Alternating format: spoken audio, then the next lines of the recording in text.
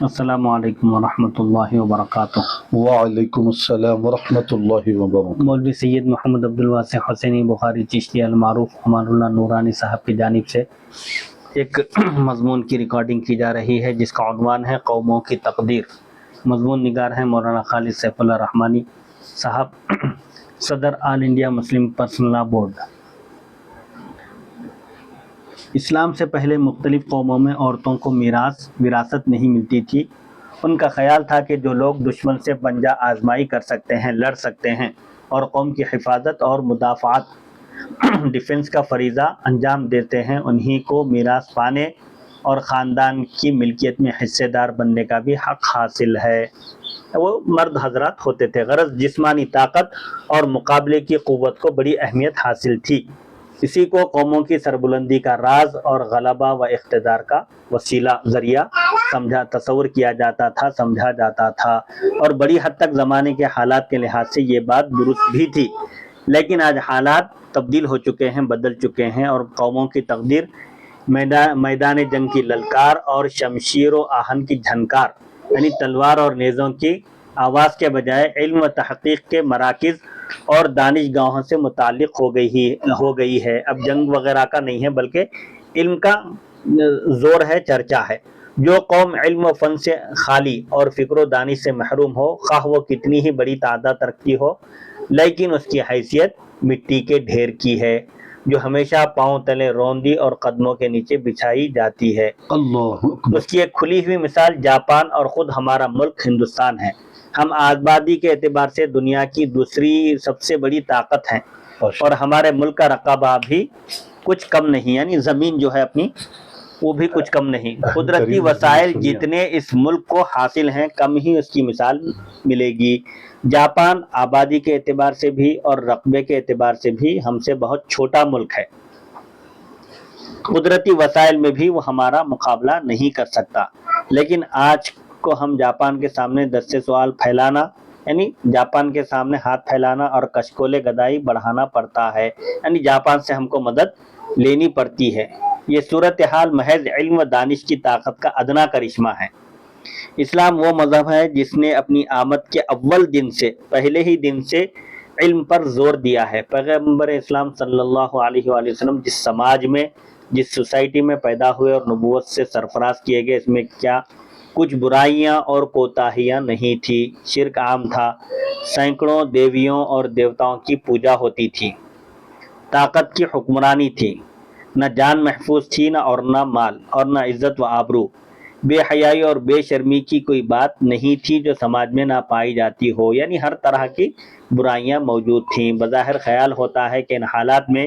انسانیت کے نام اللہ تعالیٰ کا پہلا پیغام توحید خداوندی کی دعوت اور شرک و بت پرستی کی تردید کا آنا چاہیے تھا۔ یعنی اس ماحول کے لحاظ سے ہونا تو یہی چاہیے تھا کہ سب سے پہلے اللہ کی وحدانیت کا پیغام دینا تھا اور شرک اور بت پرستی سے روکنا تھا، کہ اسلام کی پوری تعلیم کا لب لباب اور خلاصہ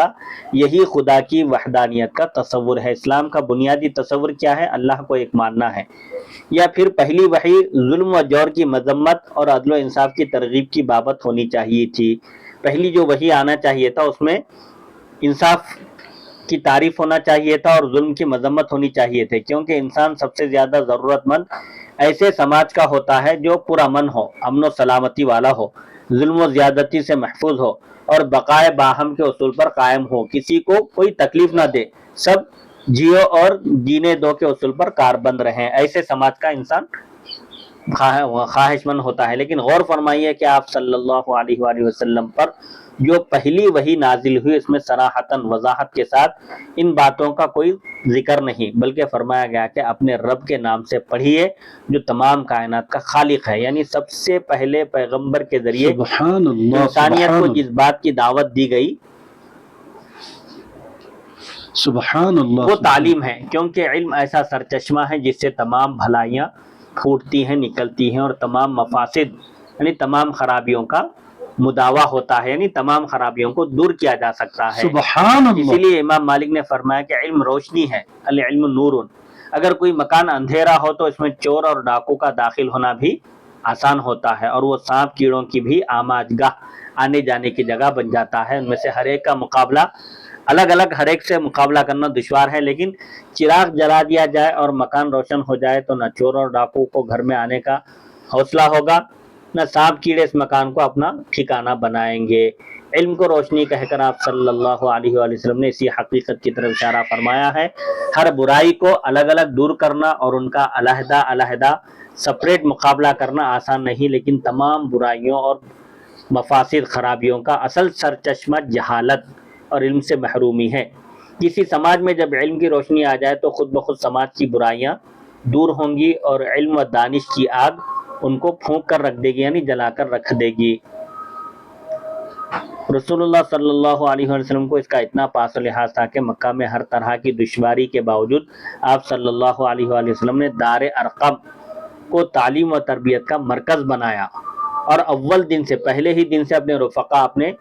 صحابہ کی تعلیم و تربیت کی طرف متوجہ رہے۔ مکے کا جو لٹا پٹا قافلہ مدینے آیا اس میں سینکڑوں بے گھر و در تھے، یعنی کسی کے پاس گھر بار نہیں تھا۔ خدا آپ صلی اللہ علیہ وآلہ وسلم کا کوئی ذاتی مکان آپ کا نہیں تھا اور حضرت ابو ایوب انصاری کے گھر میں آپ مہمان تھے، لیکن آپ صلی اللہ علیہ وآلہ وسلم نے نہ اپنے لیے گھر کی فکر کی اور نہ اپنے ان ساتھیوں کے لیے جو مستقل اقامت گاہ سے، جو مستقل ٹھکانے سے محروم تھے، بلکہ سب سے پہلے مسلمانوں کے لیے ایک عبادت گاہ اور دینی مرکز کی حیثیت سے مسجد نبوی کی آپ نے تعمیر فرمائی اور پہلی باضابطہ درسگاہ مدرسہ ایک چبوترے کی شکل میں قائم کیا جسے صفہ کہا جاتا تھا۔ یہی چھوٹی سی جگہ جزیرہ عرب کے کونے کونے سے آنے والے مسلمانوں کی تعلیم و تربیت کا مرکز سنٹر تھی اور خود رسول اللہ صلی اللہ علیہ وآلہ وسلم اس مدرسے کے منتظم اور استاذ تھے۔ حضور صلی اللہ علیہ وآلہ وسلم کا یہ عمل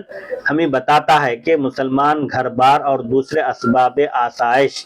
راحت کے اسباب سے بڑھ کر اپنے بچوں کی تعلیم پر سب سے پہلے توجہ دیں کہ جو قوم اپنا گھر راحت کے اسباب یعنی آرام پہنچانے والے سامان آرام پہنچانے والے سامان سے بڑھ کر اپنے بچوں کی تعلیم پر اولین توجہ دیں کہ جو قوم اپنا گھر پھونک کر علم کا چراغ جلانا نہ جانتی ہو، سر بلندی و درخشانی، جو قوم اپنا گھر پھونک کر یعنی گھر کی فکر کیے بغیر علم کا چراغ جلانا نہ جانتی ہو، یعنی صرف جس کو اپنے گھر کی فکر ہو، علم کی نشر و اشاعت یا اپنے بچوں کو تعلیم سے آراستہ کرنا نہ ہو،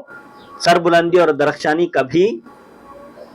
اس قوم کے حصے میں نہیں آ سکتی۔ یعنی علم حاصل کرنے کے لیے قربانی دینی پڑتی ہے۔ اگر تاریخ کے عجوبہ اور حیرت انگیز واقعات کو جمع کیا جائے تو اس میں ایک یہ بھی ہوگا کہ غزوہ بدر میں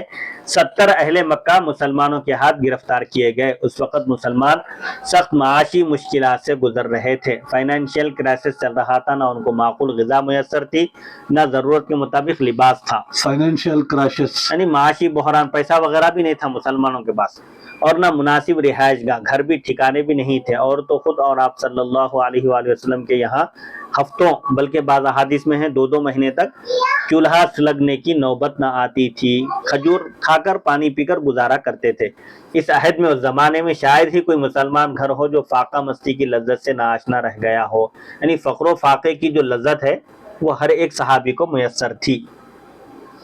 یہ موقع تھا کہ آپ صلی اللہ علیہ وآلہ وسلم فدیے کے طور پر اہل مکہ سے زیادہ پیسے حاصل کرتے اور مدینے کی معیشت کو سہارا دیتے، مستحکم کرتے۔ موقع اچھا تھا، مضبوط کرتے، ہاں فائنینشیل کو اچھا سپورٹ کرتے، لیکن آپ صلی اللہ علیہ وآلہ وسلم نے ان اسیران بدر، جنگ بدر میں قید ہونے والے کافروں کا فدیہ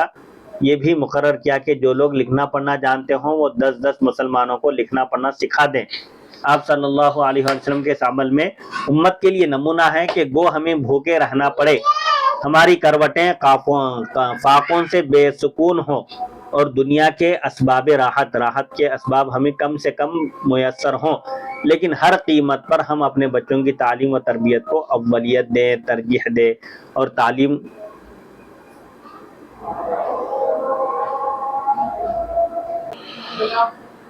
لیکن ہر قیمت پر ہم اپنے بچوں کی تعلیم و تربیت کو اولیت دیں، یعنی مقدم رکھیں اور تعلیم سے محروم کر کے ہم ان کے اور پوری قوم کے مستقبل کو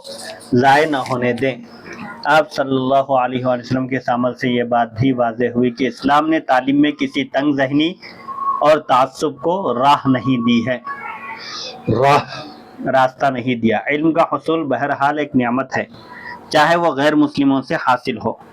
بلکہ ان لوگوں سے حاصل ہو جن سے ہماری زندگی کے وجود کو بھی خطرہ لاحق ہو،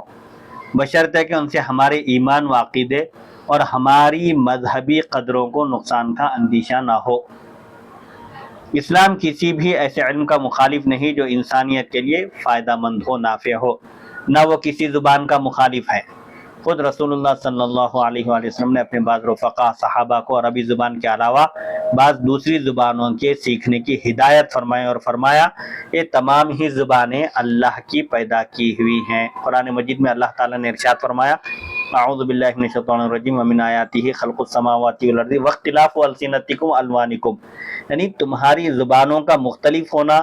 رنگ و نسل کا مختلف ہونا، یہ بھی اللہ کی نشانیوں میں سے ایک نشانی ہے۔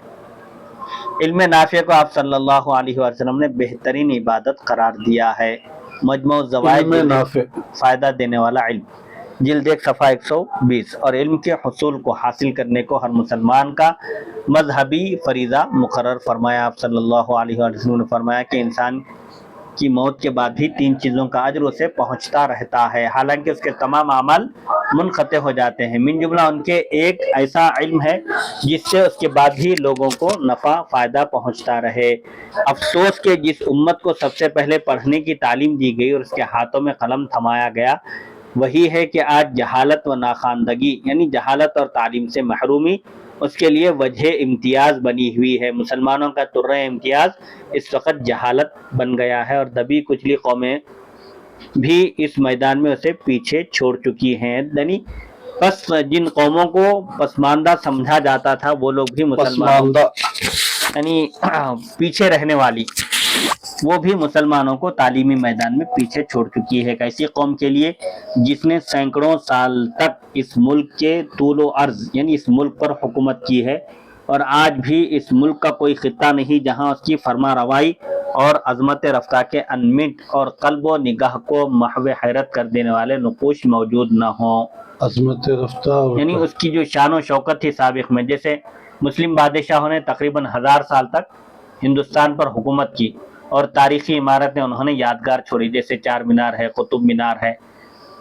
تاج محل ہے، لال قلعہ ہے۔ یہ مسلمانوں کی عظمت رفتہ کی نشانیاں ہیں۔ انمٹ نقوش ایسے چھوڑے ہیں کہ قیامت تک یہ نقوش مٹنے والے نہیں ہیں۔ دنیا کے 7 عجائبات میں سے ایک تاج محل بھی شمار ہوتا ہے۔ یہ بنانے والے مسلمان ہی ہیں۔ دیکھنے والے حیرت میں ہیں ان عمارتوں کو دیکھ کر آج بھی کہ 300 سال 400 سال کے باوجود یہ عمارتیں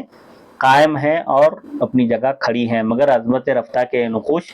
آج ہمیں منہ چڑھاتے ہیں، یعنی آج ہمارا مذاق اڑاتے ہیں اور زبان حال سے ہم پر قہقہہ زن ہے، یعنی زبان حال سے ہم پر ہنس رہے ہیں کہ یہ کیسی قوم ہے کہ جس کے حال کو اس کے ماضی سے کوئی تعلق ہی نہیں۔ اس ذلت اور پستی سے نکلنے کے لیے اس کی سوا اور کوئی صورت نہیں کہ مسلم محلوں اور آبادیوں کے گلی کوچوں میں تعلیم کی ایسی ہی تحریک چلائی جائے جیسے الیکشن میں امیدوار ووٹوں کی بھیک مانگتا ہوا پھرتا ہے۔ مسلمان پوری قوم کو اپنا خاندان حق وہ کنبہ سمجھیں اور وہ اپنے بچوں کی تعلیم پر بھی توجہ دیں اور اپنے پڑوسیوں کی بھی خبر گیری کریں، ان کے بھی حالات دریافت کریں کہ کہیں ایسا تو نہیں کہ کوئی طالب علم پڑھتے پڑھتے رک گیا ہو، معاشی ناہمواری معاشی پریشانی نے اس کے بڑھتے ہوئے قدم تھام لیے ہوں، یا وہ نفسیاتی کم حوصلگی کا شکار ہو گیا ہو، نفسیاتی طور پر پست ہمت ہو گیا ہو۔ ایسے بچوں کا حوصلہ بڑھائیں اور اجتماعی طور پر سماج کے ایسے بچوں کی تعلیمی ذمہ داری کفالت قبول کریں، ایسی درسگاہیں قائم کریں بنائیں جس کا نصب العین جس کا مقصد قوم کی خدمت ہو، بلکہ پوری امت کو ایک خاندان سمجھ کر ان کی خدمت کے لیے میدان عمل میں اترے ہوں، جن کو ہوٹلوں اور معمولی کار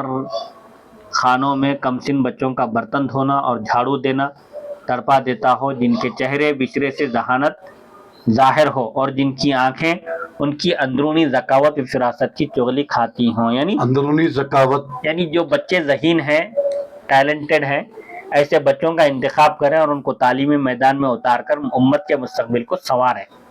جن کے دل میں قوم و ملت کے لیے تڑپ ہے وہ لوگ آگے آئیں۔ جب تک قوم کے سربر آوردہ لوگوں میں پوری قوم کے لیے قوم کے یعنی جو قوم کے جو معزز لوگ ہیں، سمجھدار اور جو مالدار۔ قوم مالدار اور جو قوم کی تکلیف کو سمجھتے ہیں، جو اپنے دل میں قوم کا درد رکھتے ہیں، ان کے لیے درد اور کسک پیدا نہ ہو، یعنی پوری قوم کے لیے جب تک ان کے دل میں تڑپ نہ ہو، مسلمانوں کی پس حالی ان کی کروٹوں کو بے سکون اور ان کی آنکھوں کے بے آرام نہ کر دے۔ مسلم تعلیمی ادارے مکان کی تعمیر کے بجائے انسان کی تعمیر کی طرف متوجہ نہ ہو، جو تعلیم و تعلم کو تجارت کے بجائے عبادت کا درجہ دینے آمادہ نہ ہو، اور پوری قوم میں یہ احساس نہ جاگے کہ تعلیم ہی سے ہماری تقدیر وابستہ ہے، یہ ہماری شہ رگ ہے، اور اسے محرومی کے بعد کسی قوم کے لیے اس سے محرومی کے یعنی اس کے بغیر، تعلیم کے بغیر کسی قوم کے لیے باعزت طور پر زندہ رہنا ناممکن ہے۔ تب تک ہمارا خوابیدہ نصیب، ہمارا سویا ہوا نصیب جاگ نہیں سکتا، اور ہم روٹھے ہوئے ماضی کو منا کر واپس نہیں لا سکتے۔ یعنی تعلیم کو کمرشیل درجہ نہ دیا جائے، بلکہ اس کو عبادت سمجھ کر عام کیا جائے، اور تعلیم سے صرف کمانا ہی مقصود نہ ہو، بلکہ قوم و ملت کا درد ہو دلوں میں، اور تعلیم کو تجارت کے بجائے عبادت کا درجہ دیا جائے، اور اس اہتمام سے پوری قوم کے اندر یہ احساس بیدار ہو جاگے کہ تعلیم ہی سے ہماری عزت ہے، ہمارا وجود ہے، اور تعلیم ہمارے لیے شہرک کے درجے میں ہے۔ جس طرح شہرک کٹ جائے تو انسان کا حیات کا تعلق ختم ہو جاتا ہے، اسی طرح اگر علم نہ ہو تو پھر انسان کی زندگی بیکار ہے۔ وصلی اللہ تعالی علی خیر خلقہ سیدنا محمد و آلہ و صحبہ اجمعین، الحمد للہ رب العالمین۔